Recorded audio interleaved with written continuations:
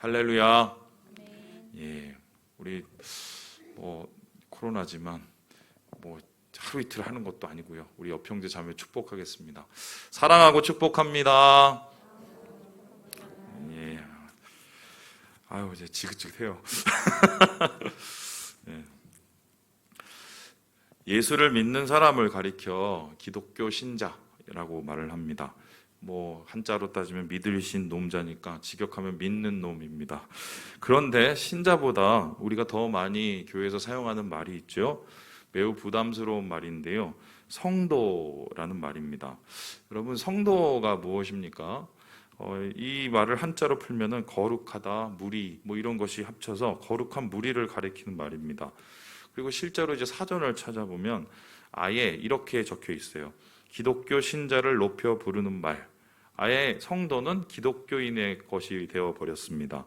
실제로 성도를 가리키는 히브리어 코데시는 거룩함, 분리됨 이런 것을 뜻하고, 이것이 번역된 이 하기우스라는 헬라어도 거룩하다, 신에게 바쳐진다 이런 것을 의미합니다. 다시 말해서 하나님께 속한 자, 하나님의 거룩하심을 닮아가는 자가 성도인 것입니다. 그렇다면 성경에서 왜 우리를 이렇게 부담스럽게 굳이 성도라고 부르고 있을까? 이 이유는 하나님께서 우리를 칭의, 의롭게 하셨기 때문입니다. 또한 우리가 성도인 이유는 우리 안에 성령님께서 거하시기 때문인데요. 성령님은 누구십니까? 하나님의 영이십니다. 거룩하신 하나님이십니다. 그러니 거룩하신 성령님이 우리 안에 거하니까 성령님이 거하는 신자는 거룩한 무리, 성도가 될 수밖에 없다는 것입니다. 과연 그럴까요? 정말 그렇다면 성령님이 우리 가운데 거하신다는 걸 여러분 어떻게 증명할 수 있겠습니까? 예전에는 이런 얘기를 하면은 성령 하면 먼저 떠오르는 단어가 곧 능력이었습니다. 그래서 성령이 거하신다, 성령이 함께 하신다 라고 말을 하면 성령의 능력이나 은사로 이해하는 경우가 많았습니다. 그 대표적인 것이 방언입니다. 그래서 방언을 받으면 성령님을 계신 거고, 방언을 못 받으면 아직 안 계신 거고, 이렇게 극단적으로 판단하던 때도 있었습니다. 이때는 많은 분들이 소위 성령의 능력을 많이 가진 능력의 종을 쫓아다녔는데요. 신유의 은사가 있거나 예언의 은사가 있는 분들을 선호했습니다. 당시 삼각산이나 이 정계선에 올라가 보면 능력 달라고 하나님께 부르짖는 사람들이 그렇게 많았습니다. 왜냐하면 성령의 사람, 능력의 종이 되지 않으면 이 사역하기 힘들었기 때문입니다. 하지만 지금은 분위기가 많이 바뀌었습니다. 올라가 보면 부르짖는 분들이 예전 같지가 않습니다. 시간이 지나면서 흐름이 바뀌었기 때문인데요. 성령님을 이제는 능력보다는 기름 부으심이나 임재 혹은 동행으로 이해하는 경우가 많습니다. 바람직한 변화라고 할 수 있지만 또 한편으로는 걱정되는 부분이 있습니다. 왜냐하면 성령님의 기름 부으심, 동행한다 이렇게 얘기를 하면 쉽게 남용되고 오용될 가능성이 있기 때문입니다. 그 대표적인 경우가 바로 이것이 아닐까 싶은데요. 우리 켄달 목사님의 이야기를 같이 한번 읽어보겠습니다. 시작. 하나님의 말씀보다 우리의 감정과 생각을 따르는 것에 관한 예는 아주 많다. 아마도 거의 모든 신앙인들이 그런 경험을 했을 것이다. 우리의 주관적인 생각들, 안전지대라고 불리기도 하는 이것들은 종종 하나님의 음성인 양 위장하고 우리는 이러한 주관적인 느낌을 따라 결정을 내리는 경우가 많다. 예, 알티 켄달 목사님은 영국 성경의 출신 목사님이고 마틴 로이드 존스 목사님을 이어서 이렇게 교회를 섬기신 분인데요.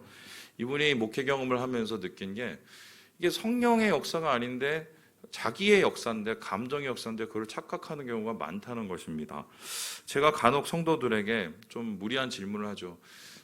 집사님, 권사님, 요즘에 기도 생활은 좀 어떠세요? 라고 여쭤보면 크게 두 가지 반응이 나타납니다. 첫 번째는 많이 부족하죠. 항상 죄송할 뿐입니다. 이렇게 자수해서 광명 찾는 겸손형이 있습니다. 또한 반면으로는 그럼요. 삶이 기도죠. 매일 주님과 대해야 합니다. 이렇게 말을 하면서 그냥 얼버무리시는 윤택형이 있습니다. 왜 윤택형이냐? 뺀질뺀질 잘 넘어가시기 때문인데요. 심지어 어떤 분은 영적 상태가 썩 좋지 않음에도 불구하고 저한테 자신 있게 이게 하나님 뜻이라고 자기가 음성 들었다고 말씀하시는 분도 있었습니다. 그런데 그 얘기를 잘 들여다보면은 하나님의 음성이 아니라 그분의 얘기예요. 그분의 마음속에 있는 그 감정과 느낌의 얘기를 그렇게 푸는 것인데요. 문제는 이것을 저를 속이고 저한테 얘기하는 게 뭐가 문제겠어요. 그런데 자기 자신은 절대 속일 수 없다는 것입니다. 아주 쉽게 알 수 있는 방법이 있죠. 여러분 지금이라도 잠시 앉아서 기도를 해보면 압니다. 답답하고 막막하고 기도가 안 나오면 성령님께서 가까이 계시지 않는 것입니다. 어떻게 부인할 수가 없죠. 스스로 압니다. 그때 우리는 어쩔 수 없이 마음속으로 이런 질문을 하게 되죠. 성령님 아직 거기 계시죠? 계시긴 하죠. 이렇게 물어보곤 합니다. 그런데 이 질문에 우리가 오늘 바울의 대답을 듣게 되는데요. 이 대답이 매우 충격적입니다. 우리 함께 19절의 말씀을 같이 한번 읽어보겠습니다. 시작. 성령을 소멸하지 말며. 한마디로 거기 안 계실 수도 있다는 말입니다. 여기서 소멸한다고 번역된 헬라어 스벤유미는 끄다, 말라 죽다, 억누르다라는 뜻입니다. 바울이 이러한 표현을 사용한 이유는 성령을 나타내는 상징이기 때문인데요. 성령을 보통 우리는 불이라고 합니다.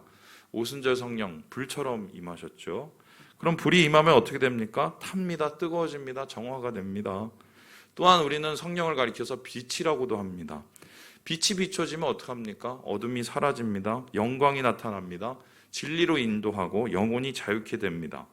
그러므로 이러한 빛이신 성령, 불이신 성령이 소멸된다는 것은 불이 꺼진다는 것입니다. 빛이 가려진다는 것입니다. 여러분 성령의 불이 꺼지면 어떻게 됩니까? 우리의 심령이 냉랭해집니다.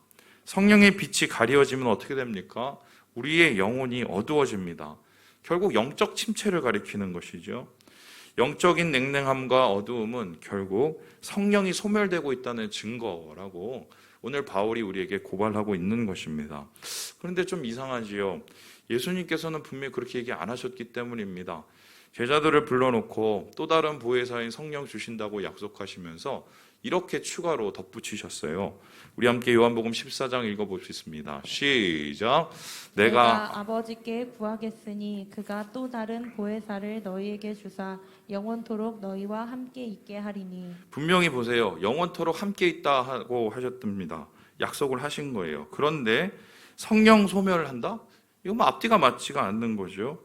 그래서 이에 대한 신학자들의 의견이 매우 분분합니다. 종교개혁자인 칼빈 아시죠? 이 사람은 이 성령의 소멸을 어떻게 해석하냐면 인간의 지성을 성령님께서 비춰주셔서 똑똑해지는데요. 이게 잠시 멈춰져서 어리석어지는 상태를 뜻한다고 말합니다. 그래서 이때는 사역자들의 권면을 받을 필요가 있다. 이 얘기를 바울이 한 거라는 것입니다. 즉 성령은 떠나지 않고 영향력만 희미해졌다라고 얘기합니다. 반면에 루터교 신학자 렌스키라는 분은 성령 소멸 진짜 일어난다고 말을 합니다. 우리의 육적이고 세속적인 욕심이 커지면 성령의 역사가 희미해지거나 아주 사라져버릴 수 있다고 설명을 합니다. 다시 말해서 성령님이 우리를 떠날 수도 있다고 말을 한 것입니다. 누구 의견이 정확한지는 잘 모릅니다. 나중에 주님 만나면 물어봐야 되는데요. 그런데 한 가지 확실한 것이 있습니다. 성령의 소멸은 성령 충만의 반대말이라는 것입니다. 우리의 잘못이 성령의 역사를 방해할 수 있습니다. 설사 인간이 성령을 소멸시킬 수는 없다 해도 우리 자신에게 눈과 귀를 막아버리면 성령님이 일하지 못할 수는 있다는 겁니다. 결국 이렇게 되면 영혼이 점점 말라 비틀어지게 되는데요. 그런데 문제는 이런 심각함에도 불구하고 사람들이 잘 깨닫지 못한다는 것입니다. 큰 문제가 아니라고 생각하거나 마음만 먹으면 언제든지 해결할 수 있다고 생각합니다. 내 안에 어딘가에 여전히 성령님이 잘 계시기 때문에 불러내면 되는 것처럼 착각을 합니다. 이와 비슷한 예가 성경에 나타나 있는데요. 바로 삼손입니다. 우리 함께 사사기 16장 말씀을 읽어보겠습니다. 시작. 들릴라가 이르되 삼손이여 블레셋 사람이 당신에게 들이닥쳤느니라 하니 삼손이 잠을 깨며 이르기를 내가 전과 같이 나가서 몸을 떨치리라 하였으나 여호와께서 이미 자기를 떠나실 줄을 깨닫지 못하였더라. 들릴라의 꾀임에 빠져서 머리털이 잘려버렸습니다. 삼손을 이 블레셋 사람들이 찾아왔습니다. 이때 삼손이 깼습니다. 그리고 큰 착각을 합니다. 지난번처럼 나가서 힘으로 제압할 수 있다고 생각했습니다. 이 말은 거짓말이 아니었습니다. 최소한 삼손 자신은 그렇게 생각했던 것입니다. 왜 그랬을까요? 저번에도 물리쳤으니까, 어릴 때부터 힘이 셌으니까, 내가 지금 좀 안 좋은 건 맞지만 이 정도는 언제나 해결할 수 있다고 생각했던 것입니다. 여러분, 남의 얘기 같지 않죠? 우리 역시 속령소멸에 크게 염려치 않는 이유는 이러한 착각을 하기 때문입니다. 성령님께서 소멸하고 이미 떠나신 줄 깨닫지 못하고 전과 같이 몸을 떨칠 수 있다고 생각하기 때문입니다.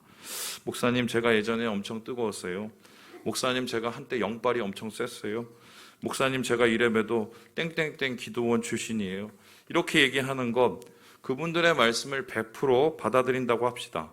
그래서 뭐 어쩌라는 소리입니까? 머리털은 잘렸습니다. 힘은 사라졌습니다.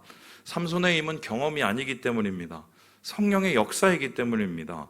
그래서 성령님을 가까이 하는 삼손, 가까이 하지 않는 삼손, 죄 가운데 있는 삼손은, 세상에 빠진 삼손은 종이 호랑이일 뿐입니다.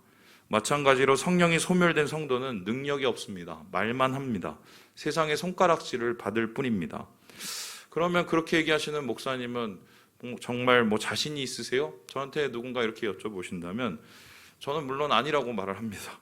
저 역시 참 부족하고 연약한 사람입니다. 자신할 것이 정말 없어요. 나이 들수록 더 깊이 깨닫고 있는데요.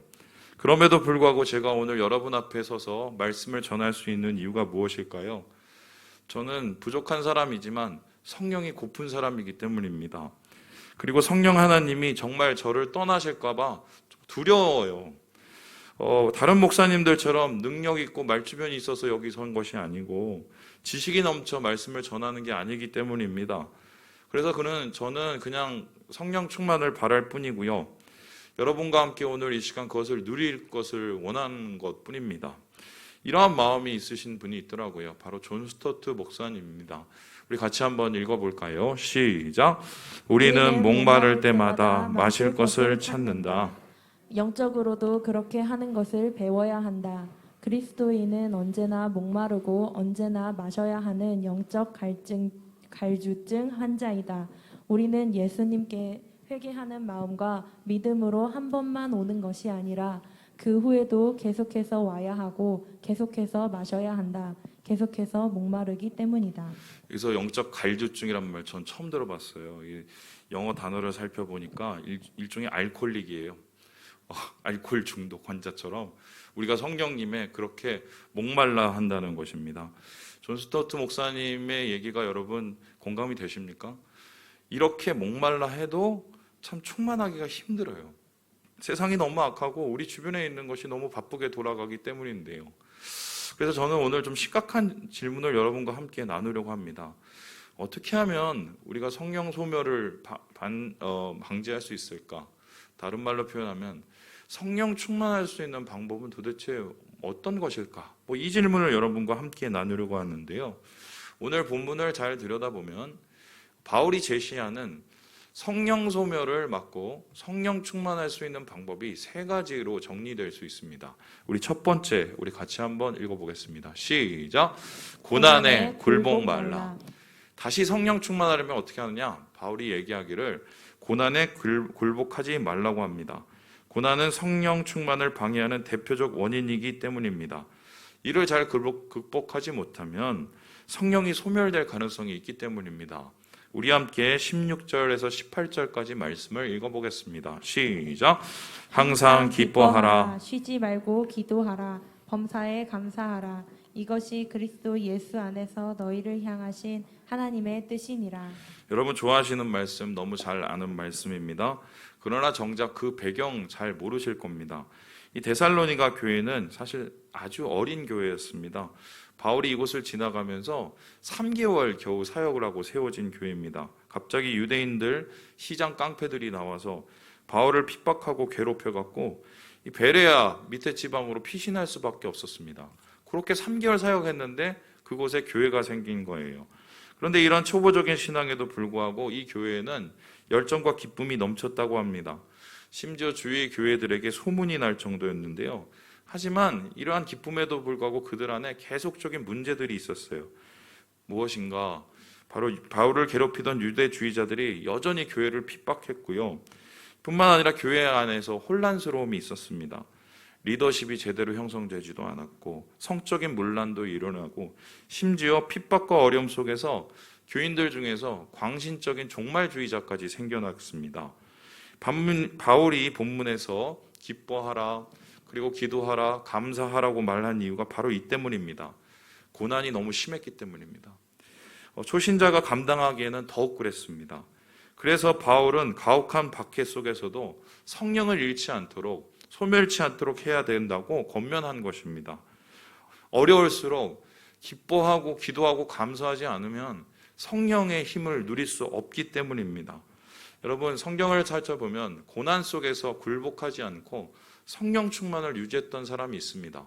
여러분 잘 아시는 다니엘이 그 대표적인 사람입니다. 그는 숱한 압박과 어려움을 경험하면서 평생을 살았습니다. 하지만 그는 성령 충만했습니다. 어떻게 이것이 가능했을까요? 성경은 이에 대해서 다음과 같이 말합니다. 우리 다니엘서 6장 말씀을 읽어보겠습니다. 시작.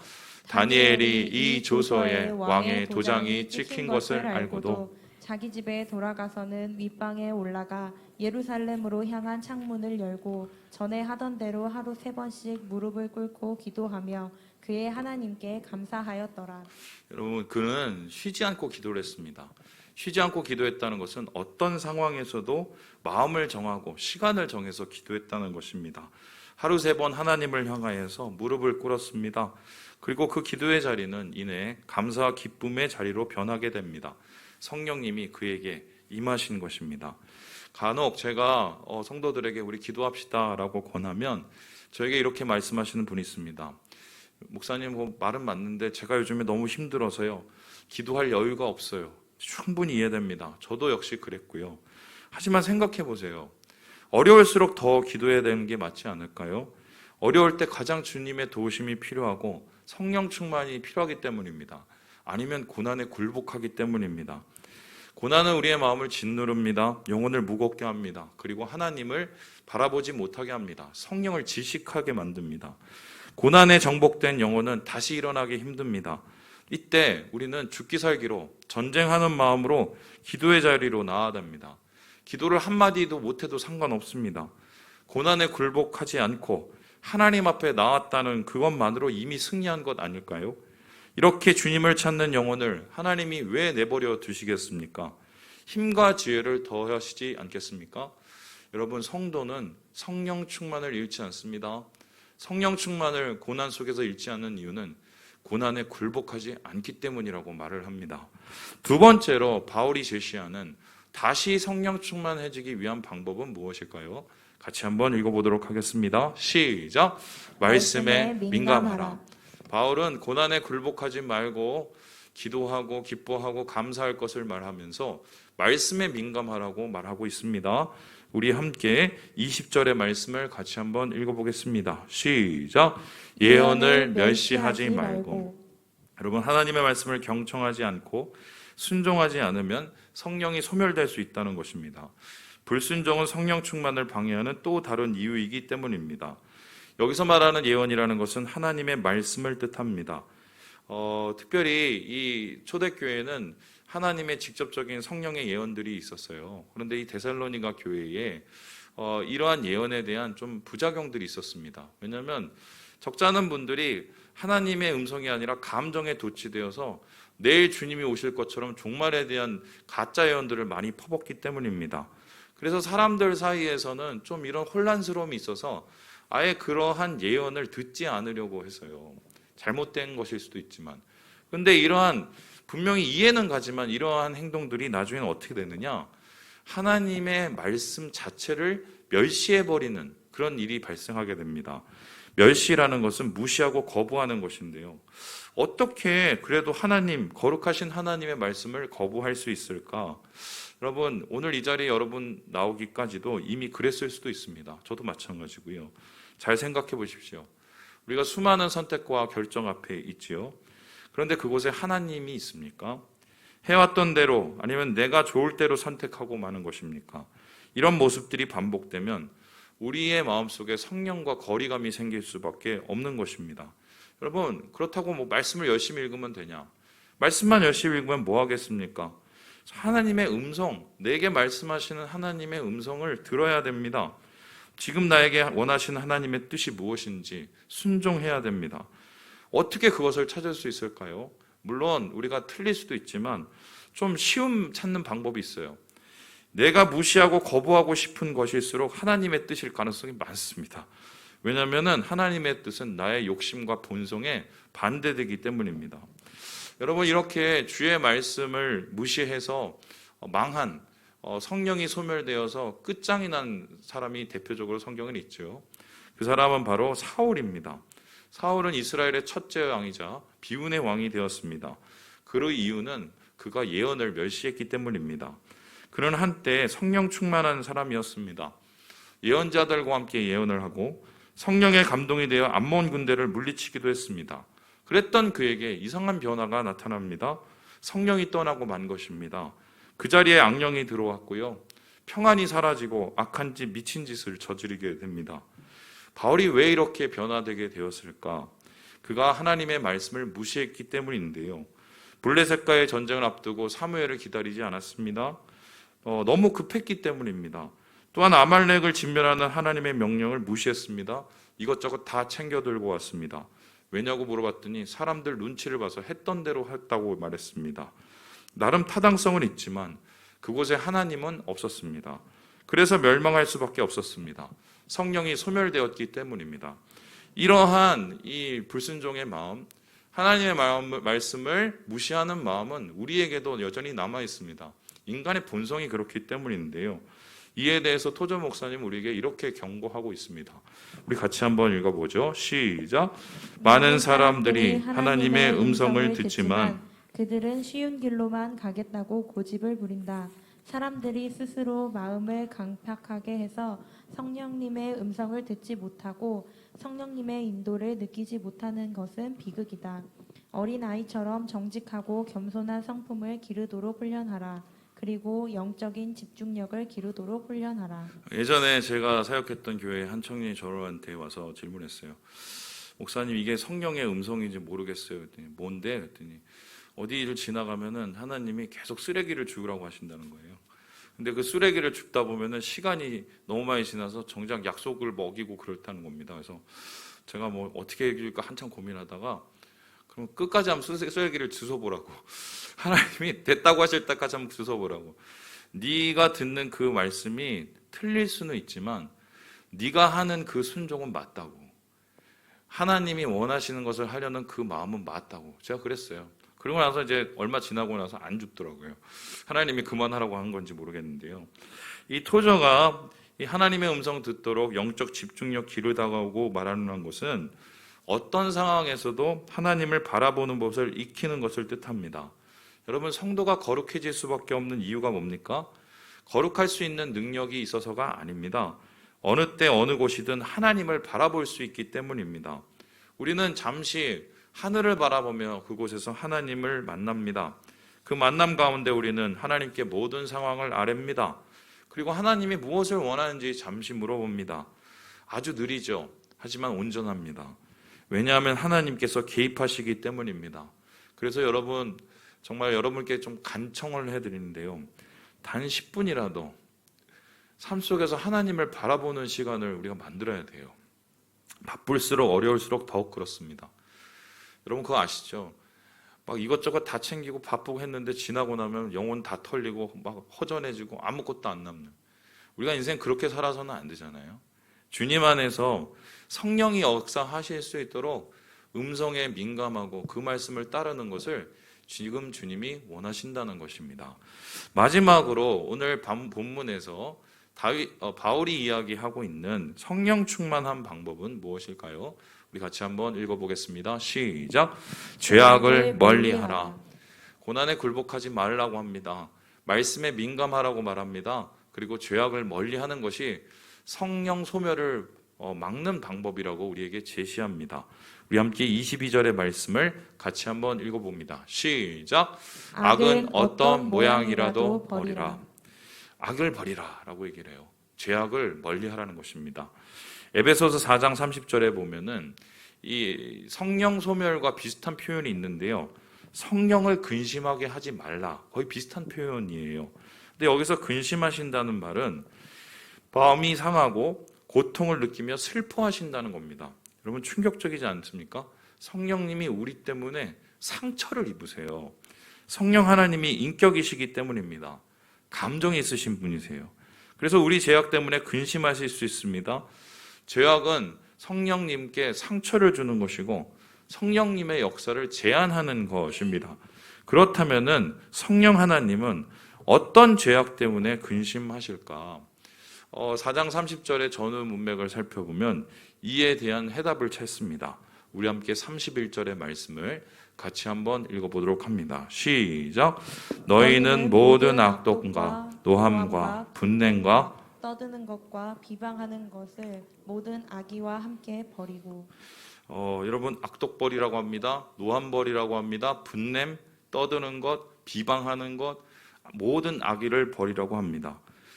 거짓과 성령님이 함께할 수 없고 분노와 함께할 수 없으며 교만과 불평과 비난과 함께하실 수 없기 때문입니다. 저는 이 말씀을 묵상하다가 특별히 눈에 들어오는 단어가 하나 있었습니다. 바로 악독이라는 단어입니다. 악독하다. 여러분 어떤 것이 생각하나요? 저 독한 년. 뭐 이럴 때 악독을 생각할 수 있는데 헬라어를 살펴보면 좀 다른 의미입니다. 이 헬라어, 악독의로 번역된 헬라어는 피크리아인데요. 이것은 쓰다에서 비롯된 단어예요. 그러니까 이 악독이라는 말을 다른 말로 표현하면 쓴뿌리입니다. 여러분 쓴뿌리가 뭡니까? 마음속에 있는 원한이나 악한 마음, 감정을 뜻하죠.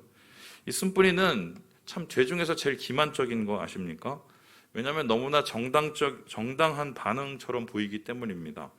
왜 그렇게 됐어요? 물어보면은 이분이 대부분 상처와 아픔으로 그렇게 됐다고 말합니다. 쓴뿌리는 그것 위에 뿌리 내리고 자랍니다. 그래서 쓴뿌리를 품는 것 자체는 당연해 보입니다. 그럴듯한 이유가 존재합니다. 하지만 쓴뿌리는 일종의 코로나 바이러스예요. 여러분 바이러스가 번식하는 방법이 뭐예요? 침투를 하고 세포들을 다 이상하게 악화시키고 변질시키는 거잖아요. 쓴뿌리가 우리의 마음에 오면 그렇게 되는 건데요. 이 쓴뿌리가 자라게 되면 모든 게 다 삐딱하게 보입니다. 부정적으로 바라봅니다. 그리고 모든 것에 불평과 불만을 쏟아냈습니다. 사람과 사람 사이에서 일어나는 일 그럴 수 있지 않느냐? 문제는 이러한 불평과 불만이 결국은 하나님을 향한 것이 되고요. 성령이 우리 안에 거할 수 없는 상태가 된다는 것입니다. 그래서요, 쓴뿌리는 성령님이 우리 마음에 계시는 것을 방해하는 것입니다. 뽑아버려야죠. 성령 충만할 수 없기 때문입니다. 쓴뿌리 해결 못하면 영혼이 시듭니다. 목사님 누구누구 때문에 안 돼요. 제가 그런 일에서 안 돼요. 여러분 저는 그런 일 없겠어요? 제가 죽자고 하나님 앞에 맨날 매달리고 무릎 꿇는 이유 중에 가장 큰 이유가 제 마음에 쓴뿌리 뽑아내려고 그래요. 쓴뿌리 뽑지 않고 강단에 서서 설교를 하면 쓴 말이 나오거든요. 이 말은 사람을 살리는 게 아니라 오히려 죽이기 때문입니다. 그래서요, 영혼이 시들어가며 성령이 소멸될 수 있기 때문에 쓴뿌리 마음에서 뽑아내야 됩니다. 그것이 어떤 이유거든요. 그렇다면 이제 좀 솔직해져야 돼요. 우리가 앞에서 말하는 것처럼 착각을 해서 우리가 정말 엉망인데도 성령님 거기 계시죠? 뭐 이렇게 얘기하는 건데 이렇게 물어볼 게 아닙니다. 사실 성령님이 가까이 오시려고 해도 그러실 수가 없습니다. 죄 때문입니다. 이때 성령님은 오히려 우리에게 이렇게 소리치십니다. 누구야? 아직도 너 거기 그러고 있냐? 이러고 물어보는 거예요. 그래서 주님 안에서 이러한 부르심, 하나님의 안타까움을 우리가 느낀다면 어떻게 해야 될까요? 해결해야 돼요. 해결해야 돼요. 쓴뿌리도 뽑아내고 죄악도 좀 하나님 앞에 좀 엎드리고 그리고 성령 충만하기 위해서 말씀에 다시 한번 좀 민감해 보려고 하고 그리고 우리 앞에 있는 고난에 쉽게 굴복하지 않아야 우리 안에 있는 이 성령의 가능성이 다시 나타나게 되는 거죠. 그렇게 사는 사람을 성도라고 해요. 거룩하게 사는 게 아니라 거룩해지려고 몸부림치는 사람들이 성도예요. 그 사람의 마음속에 임하는 게 성령이시고요. 성령께서 우리의 마음속에 거하실 때 능력이 나타납니다. 우리 함께 23절의 말씀을 읽고 말씀을 마치겠습니다. 같이 읽습니다. 시작. 평강의 하나님이 친히 너희를 온전히 거룩하게 하시고 또 너희의 온 영과 혼과 몸이 우리 주 예수 그리스도께서 강림하실 때에 흠없게 보존되기를 원하노라. 주님이 오세요. 주님이 오세요. 주님이 강림하실 그날에 주님은 우리 안에 성령을 찾으실 것입니다. 우리 안에 있는 그 성령을 우리가 얼마나 붙잡고 살았는지, 주님과 함께 어떻게 몸부림치며 살았는지 주님께서 그것을 분명히 우리에게 물으실 거예요.